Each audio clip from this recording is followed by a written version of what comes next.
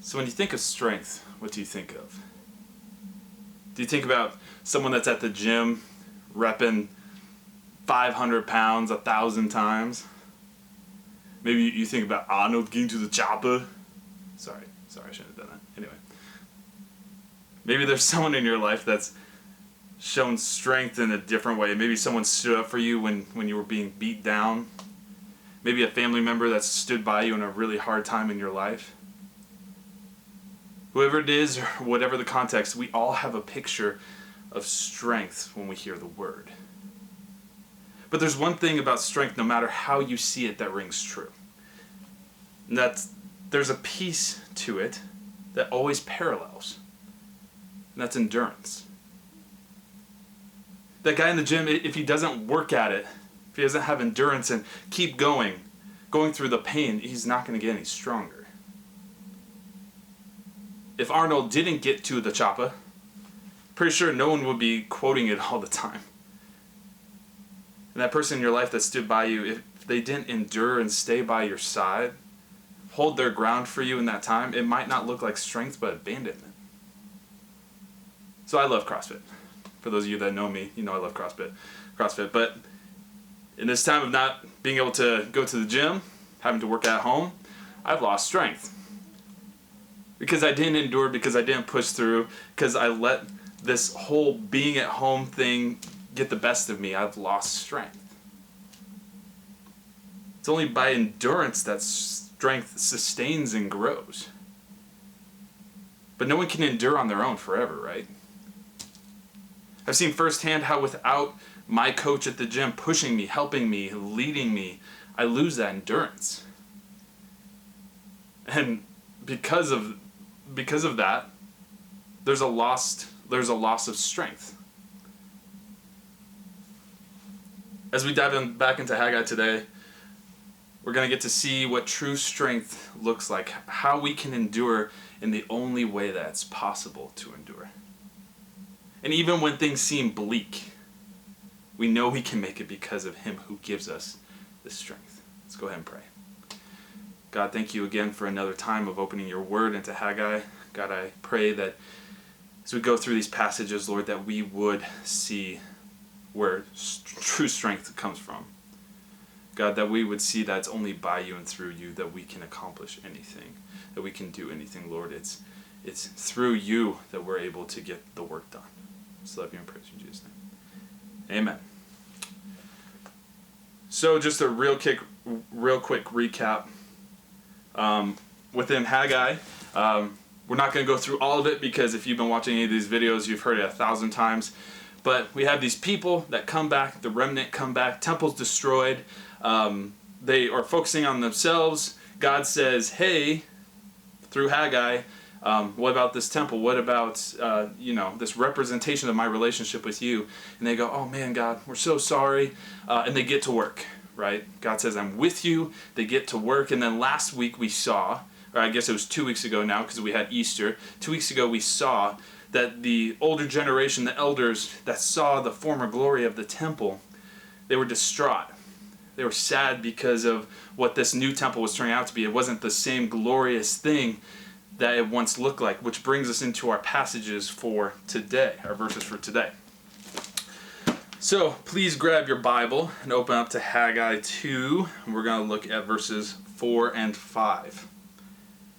It says, yet now, so this is right after the elders are upset about seeing what this new temple is looking at.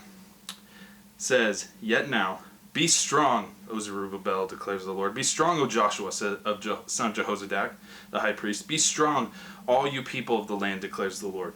Work, for I am with you, declares the Lord of hosts. According to the covenant that I made with you when you came out of Egypt, my spirit remains in your midst. Fear not. So like I said, this comes right off the heels of the people being sad about how the temple looks now, that it looks nothing like the old temple. And what God says to this people, it's the total ultimate coach move right here. Saying, even though you're sad about your progress, even though it's not what you thought it would be strong, endure, keep going. But he doesn't stop there. He He just keeps it coming by saying, not only keep going, be strong, endure, but then he says, I'm with you. Keep going, because I'm with you, you guys. I'm with you. Don't stop. It's my strength that's going to get you through this. Be strong. Endure. I am with you. What a better reason to keep going, to endure the fight, than knowing that the God of all creation is with you. He's by your side. He's encouraging you. He's stirring you up. What an encouraging thing. So even right here, we can see something so interesting. And that's how much God cares about a relationship with his people. How much he truly cares about a relationship with his people. If this temple being built is a representation of their relationship with God, this is a huge call to how huge God sees his relationship with us. With them at that time, and with us now. He didn't just say build it and walked out like a manager would. He's saying build it and I'm here for you. I want to encourage you, be strong, press on, all for the sake of a relationship. Man, that's such an encouragement already. What an encouragement. But he doesn't even stop there. Right after he says, I'm with you, he goes on to say, according to the covenant I made with you when you came out of Egypt. Now this is really cool. This is really cool because God's calling back to promises he made to the people to remind them of who he is and who they are to him. He's referencing the Mosaic covenant here. And that spans the whole second half of Exodus. With the main premise in my eyes, that even takes us back to Exodus 6. And this is prior to the people being brought out of Egypt. God says something in Exodus 6 that's so profound.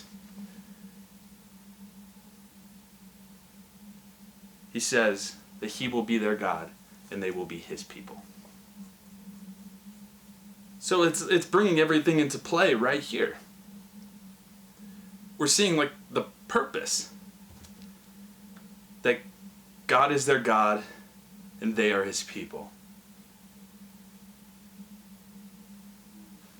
Be strong, Israel, endure. Know I'm with you always. I am your God and you are my people. Even when it's hard, even when it seems impossible or it seems your efforts in vain because you're not seeing the results you thought you would, be strong. Because my relationship to you and your relationship to me is that important. Then he says, my spirit remains in your midst. Fear not. It's like the best pep talk of all time, right? And this brings into play what strength looks like, how they didn't have that strength on their own, didn't have that endurance on their own. They needed God to remind them and spur them on, remind them of the importance of their relationship with him and his relationship with them, and that it's by him. We don't have the strength to do it, but he is giving us this strength, he's giving us this endurance to press on, to keep going, for the sake of him and his glory in the building of the kingdom. He gives us that strength and he's saying, don't stop. For them at that time it was, don't stop, keep going. This temple needs to be built. For us it's, don't stop, keep going, the kingdom needs to be built.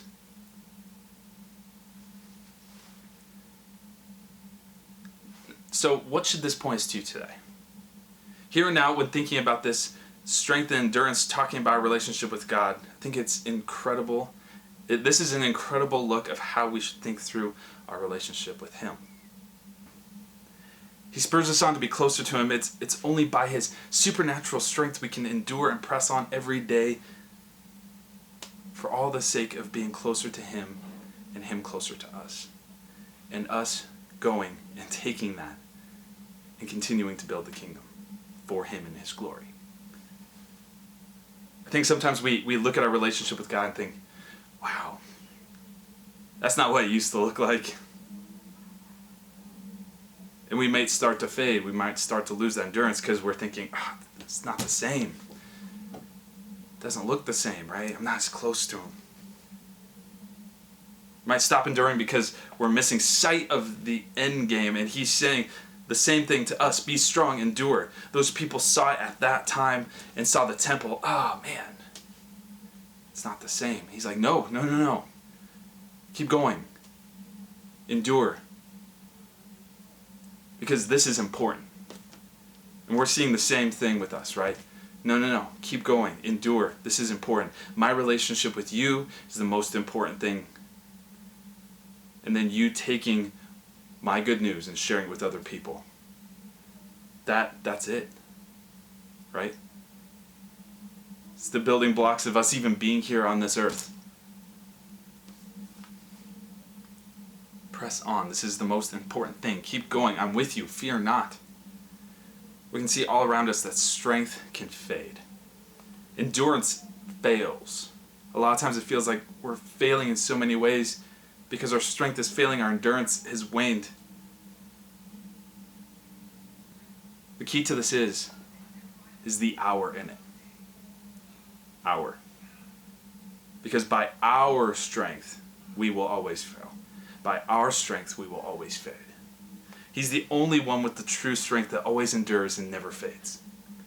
Those people at that time got to see firsthand God's strength being played out, and we can too. The question is, do you believe that he's the only one with the true strength? He's the only one to truly keep you going. Or are you relying on what the world sees as strength, a strength that will fail and fade? Are you trying to do it on your own? Because in this book, in Haggai, the people couldn't. They couldn't do it on their own.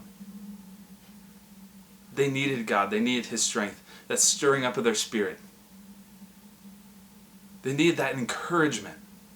We need that encouragement from him every day too. The question is, are you relying on yourself to get through every single day? Or are you opening up your word? Are you talking to him? Are you trusting him that he's the only one with the true strength? So whatever way you look at strength, I pray that after this today, that you will start seeing strength as the only true strength, and that is in God. All other strength will fail. He's the only one that will ever keep us going, keep us enduring, and he's the only one that will endure forever.